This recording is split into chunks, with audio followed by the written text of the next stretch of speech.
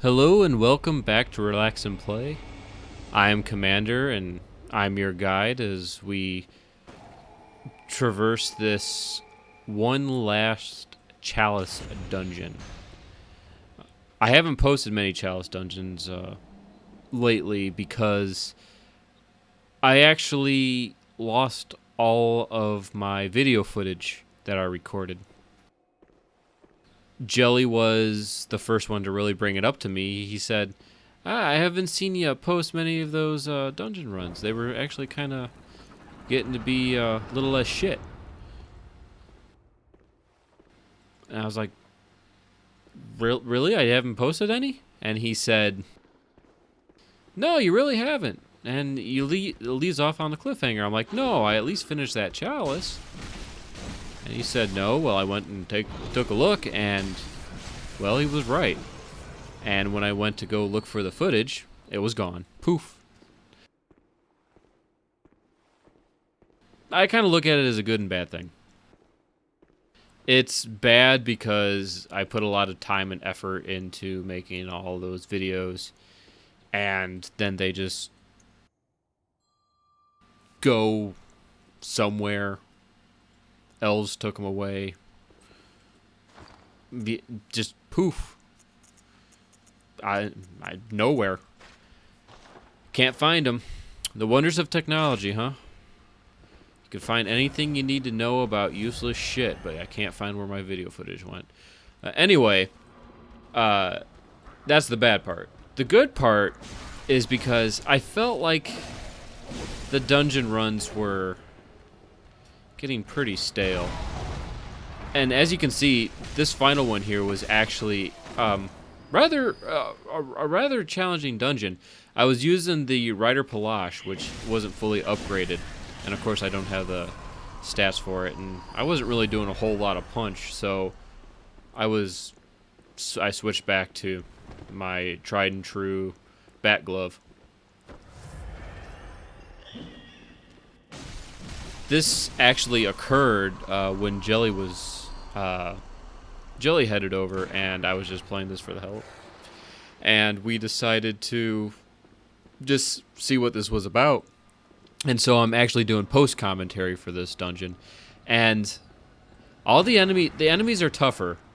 And honestly, I like the atmosphere in this one. It's really cool, and it shows that some innovations could have been made. And I will point out some areas that I think were really poorly executed, and they really missed some good opportunities with. But other than that, it's just really the same thing. You know, they add flashy things to the terrain to make it try to be different. But when you actually get to the different areas, you're like, wow, this is cool. But then it dies right away because you go into something that you've seen a million times before. It's just that there's lightnings shooting everywhere. Lightning's shooting everywhere. Yeah, okay.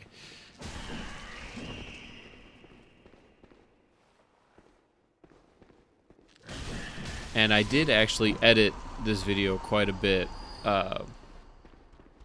because, like I said, there wasn't a whole lot of interest in here.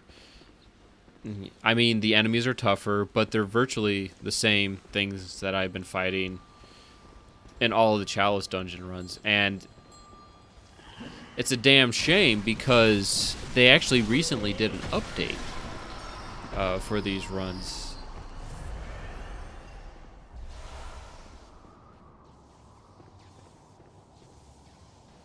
I just love that atmosphere right there. And there was nothing else to say, so okay, jump cut really quick. Moving along. I did leave in all my deaths, but I actually didn't die at all, I believe. Jelly can back me up on that one. He was there. But there was just nothing. I mean, aside from a couple enemies getting the jump on me, and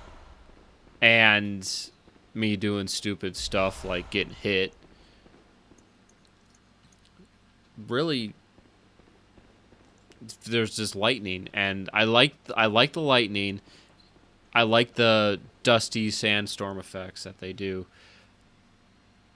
But at the end of the day, it's still the same thing. And the reason why I'm showing this, actually, is because it shows the ultimate goal that I had in mind for these dungeons, and that was really to get the Beast Claws. So this is the video where I finally obtained those.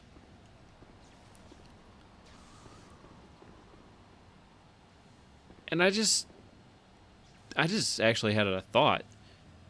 Out of all the dungeons that I've done, out of the whole time I've been doing these, they never really changed the traps.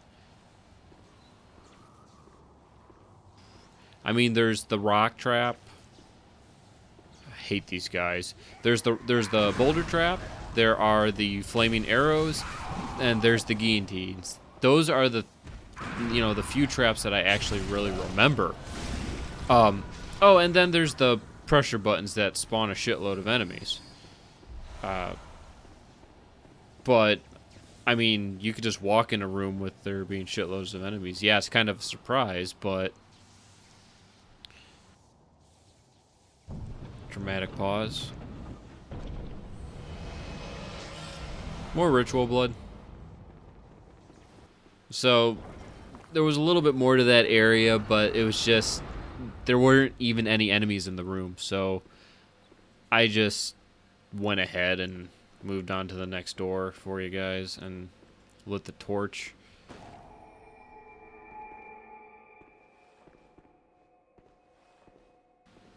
You find me walking slowly, because this is how I actually play the game. I'm a very cautious player, and if you watch our Alien series, you can definitely see that difference between me and Jelly. He runs into everything, but I like to know where the enemy is before I run in there. And then this one, we've seen this room plenty of times, and we've seen these enemies. There's been actually a couple different enemies. The berserker guys, the crazy guys that just run and beat the shit out of you. Those were an interesting new enemy. The guardians that were in the first few dungeons and stuff like that. The keepers, I believe they were called. But those keepers were just lackluster. I mean, and then they didn't really add much more. They kept these crazy guys for the next 3 dungeons I did. And this, I just sped up because, as you've seen, it would have taken quite a bit to show this whole thing. And I don't know, I kind of like killing these guys. They did give me a little bit of grief in the game. So I actually like watching the fast forward.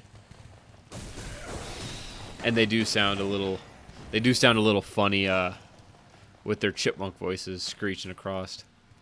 Then, as you saw, my weapon is losing durability, so I switched to the trusty saw cleaver. Even though it's not fully upgraded, it still gets the job done in here. Yeah. See, just cruising along. The enemies are tougher, like physically wise, but from a mechanic standpoint, a lot of them they're just exactly the same.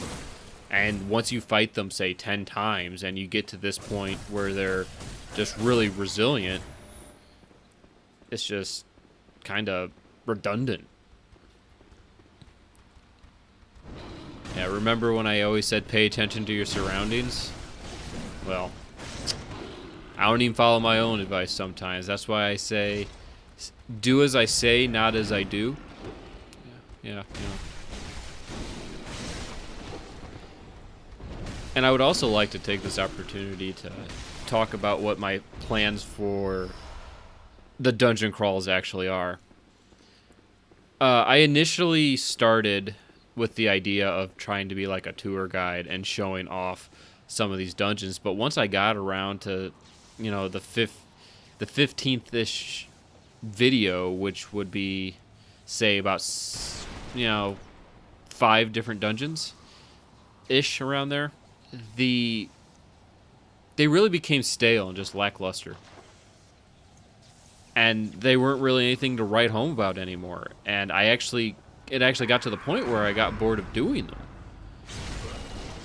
But I had a couple friends that they really like watching these games, Bloodborne, Dark Souls, and so I kept doing them. And then, that's when I had the issue where I lost all the footage. And been getting some items to actually try to help remedy that situation so it doesn't happen again.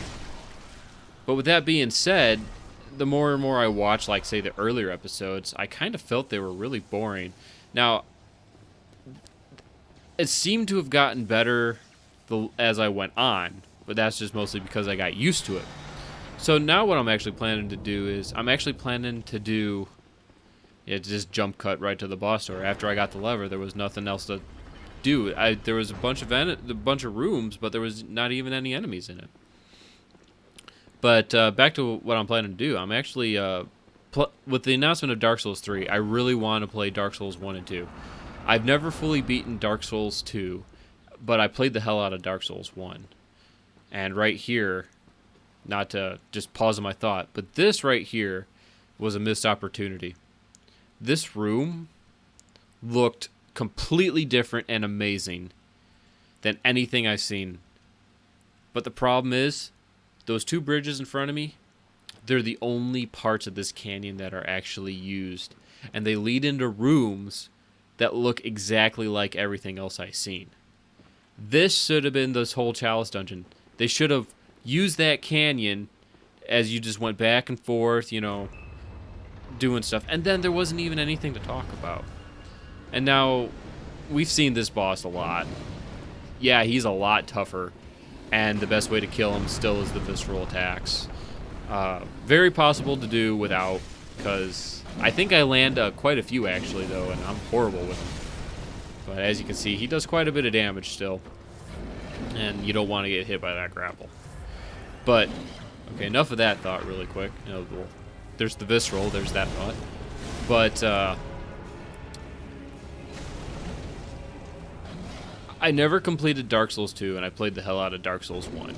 So, I recently picked up Dark Souls 1 Prepare to Die edition on the PC. I got it off of Steam. And I was actually planning on doing a run-through of that. And I decided, you know what, how about I think I'll record it, especially with Dark Souls 3 coming out. And this would be a good chance to play and record Dark Souls 2. I would be doing that one on the PlayStation 4. So that would be a good opportunity to play that one. And just that one, there will be a lot of deaths because I played about up to the first boss. And I compared it to the original, and the enemy placement is just completely different than what I remembered. And like I said, I never beat the game to begin with anyway. And here I am just trying to get viscerals off on this guy. And it seems like the easiest ones for me to get, not to get off topic, of course, but the easiest ones for me to get are actually when he does his jump attacks.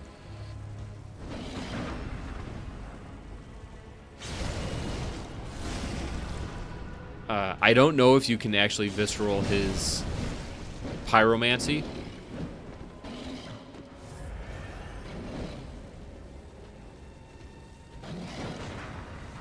But I know you can visceral those claw swipes. I just did it. But the timing is really easy for the jumps because it's an obvious animation. And then he does double fireball. And I don't know if you can parry his grapple. I tried it a couple times, but I just never got it.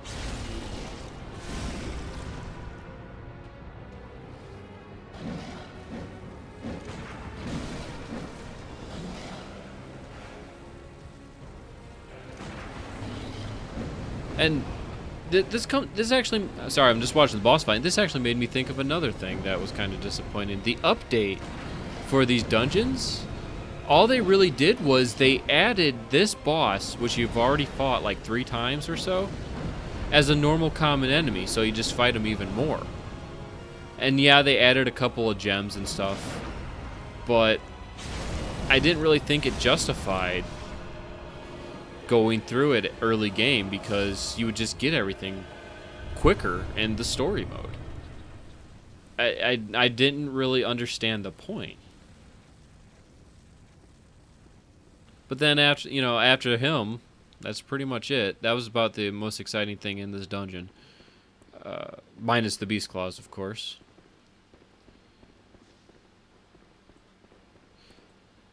And then another thing that I wanted to talk about was mine and Jelly's plans for our next playthroughs. We haven't really decided yet since we finished Alien. We haven't really decided yet what we wanted to do. But due to some recent budgeting and expenditures and whatnot, we managed to get the means to actually record more systems. And one of the things we're looking to record actually is Metal Gear Solid, since the Metal Gear Solid 5 is, as everybody knows, coming out in September 1st, actually. And I might actually quit my job to play that game just constantly and see if they'll hire me back. And you think I'm joking, but I'm not. But anyway, we really want to play through that whole series to get up to that point, because Metal Gear is just one of those games where we played so much. The lore is just great to us. We love it. It's entertaining. We like to make fun of it. There's parts that we hate. There's parts that we love. There's parts where we want to cry. And we would like to share that with everybody. We really would. And Jelly has just this wealth of Metal Gear knowledge that is just beyond me for any other game. I don't think I know anything about a game as well as he knows that. And Mega Man. I mean, him and Mega Man are like hand in hand. Mega Man's his left, Metal Gear's his right.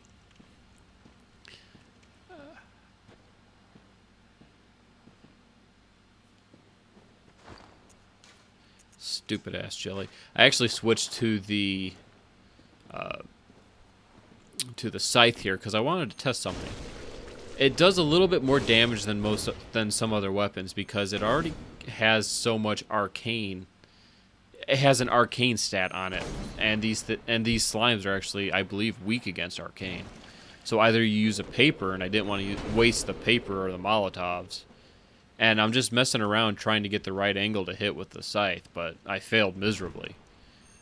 And this kind of brings up another point of, it's just really kind of redundant and boring, because how fun can it be just watching somebody do a charge attack to a slime 4 times in a row? Now, while I might enjoy it since I'm playing the game, it might not necessarily be so appealing to others. And that's kind of what started getting me thinking about what I actually want to do. And that's why I decided on doing the Dark Souls playthrough. I don't know if Jelly's going to join me yet. He's not the biggest fan of the games, when, that's fine with me, and that's why I was planning to do a solo run. I actually originally didn't like the games that much either when they first came out, until I actually started to get into the nitty-gritty, playing them, seeing how it worked, and I kind of just fell in love. Something died there giving me a bunch of experience. Jeez. Or, what are they? I want to call them souls. Blood echoes. Excuse me. Gotta hold my tongue on that.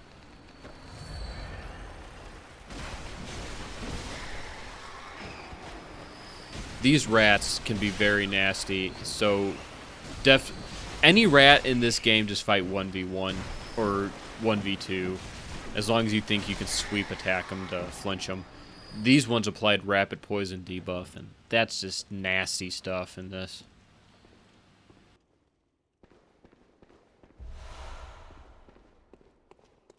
Big pile of dead pigs. This was my first clue that the beast claws were here. This hunter.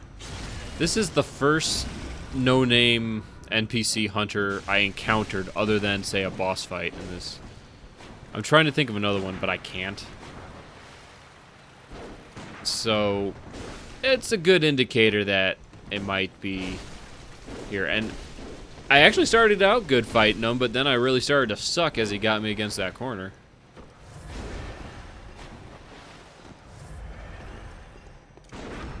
Lucky visceral for me there. Hell, I'll take it. Best way to fight a hunter, anytime. Just viscerals. And he was actually wearing like the same chest piece as I was, so at least he had a good taste in, you know, clothes, I guess.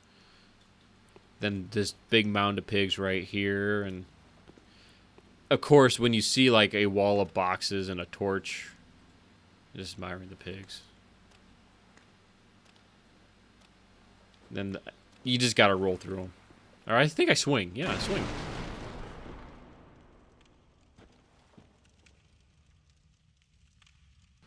There's one of them zombie werewolves over there. Now those guys are just a big pain in the ass. And I think I kill him really quick before I proceed on.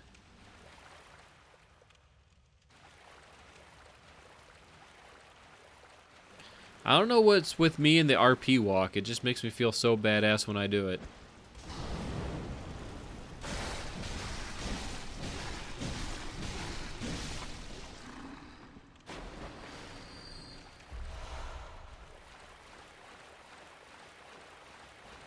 He was the only thing really down here too.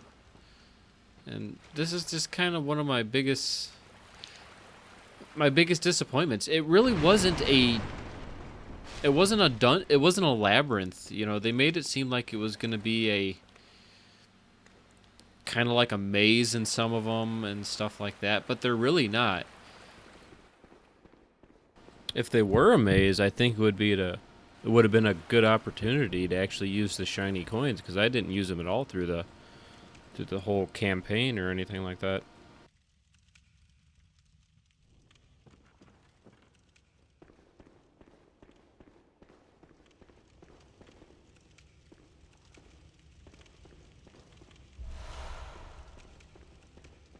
And after taking out that werewolf, there's not a whole lot left actually in this. There was the rats, the hunter, a werewolf. And then as soon as I saw this door, treasure room door, I think I just finally found him.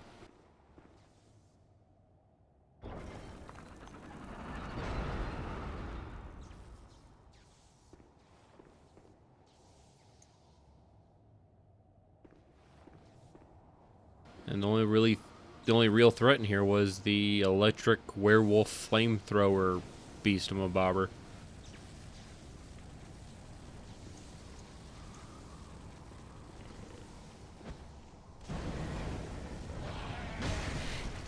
And he hits me with that.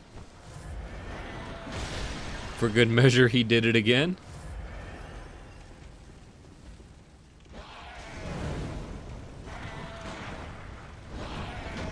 I finally learned to dodge it.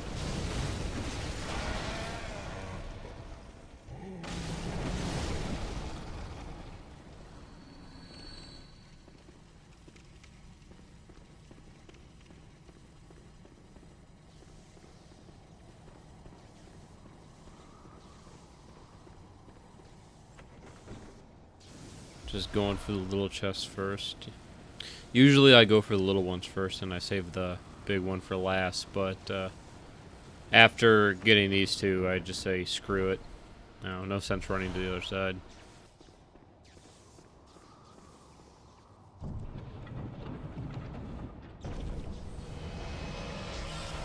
And there's the beast claws. I haven't really used the weapons too much. I do a quick little demo here. I do like the moveset, especially when you split them. I like the crushing smash attack that they can do. This will be the final episode, and I thank you for joining me, and I hope you stay tuned for Dark Souls and continue watching me and Jelly as we continue doing stupid stuff. Thank you very much. Hope to see you next time.